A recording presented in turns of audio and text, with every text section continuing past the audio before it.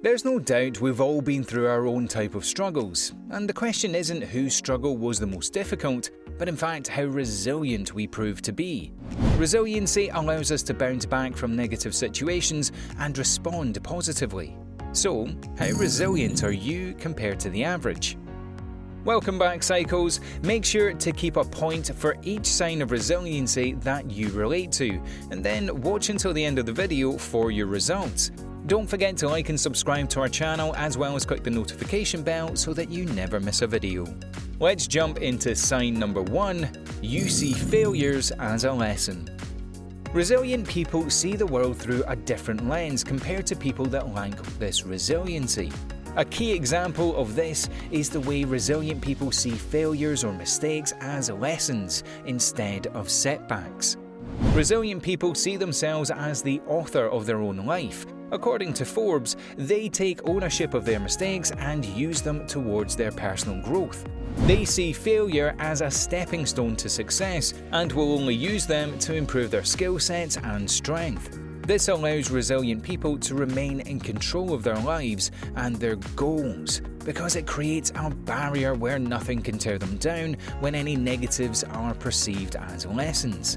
They see the actions they can take and the outcomes they will have, yet they don't fret should something unexpected come their way. Number 2. You stay persistent towards long-term goals. If everybody were to stay persistent on their long-term goals, we would have a much happier world of accomplished people. Goal setting is a key factor for goal setting, from losing weight to starting a business. If you can't stay persistent on your journey to the finish line, you'll end up in the same place you started, feeling unfulfilled. In other words, resilience equals persistence, with the results being nowhere near in immediate sight. Long-term goals can easily become derailed by unforeseen setbacks, barriers, and distractions. But resilient people can see right through these slip-ups. In fact, they expect them on their journey to success. They have their eyes on the prize and achieve it by setting smaller goals that align with their grand purpose. Number 3. You know bad times are short-lived. Just as resilient people are hardly fazed by setbacks, they also have an understanding of the temporariness of bad times, allowing them to heal and process the information in a healthier way. It's not uncommon for our minds to automatically cast negative feelings towards a situation as a permanent feeling. In fact, the psychological term for this is permanence, meaning we don't think we'll ever be able to shake the emotion we feel after a tragic event. Resilient people don't process information and emotions with permanence. They accept their feelings in the moment, but are aware that life goes on and these emotions won't last forever. The grand understanding of temporary emotions and feelings is a key aspect of having the ability to bounce back after tragic events or disappointments. Number 4. You find meaning in the worst situations. It's no doubt that difficult setbacks and tragedies are hard for everyone. Yet, resilient people are able to find a way to really see the bright side of things. In fact, according to clinical psychologist George Bonanno, who studied resilience for 25 years, perception is a key element in someone's level of resilience.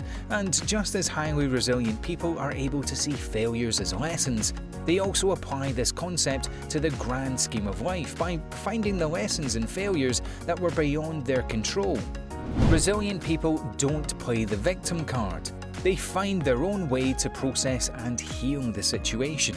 For example, the unexpected death of a family member or friend is undoubtedly difficult, but in the perception of a resilient person, it could also lead to a heightened awareness and advocacy in some sort of disease that caused the death, or a closer relationship with religion and spirituality.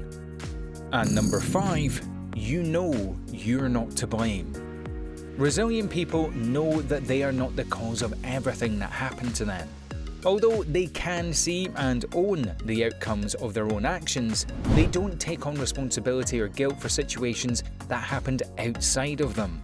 They know that some situations just happen or had to happen, and there is nothing they could have done to prevent it such as a divorce or a traumatic accident.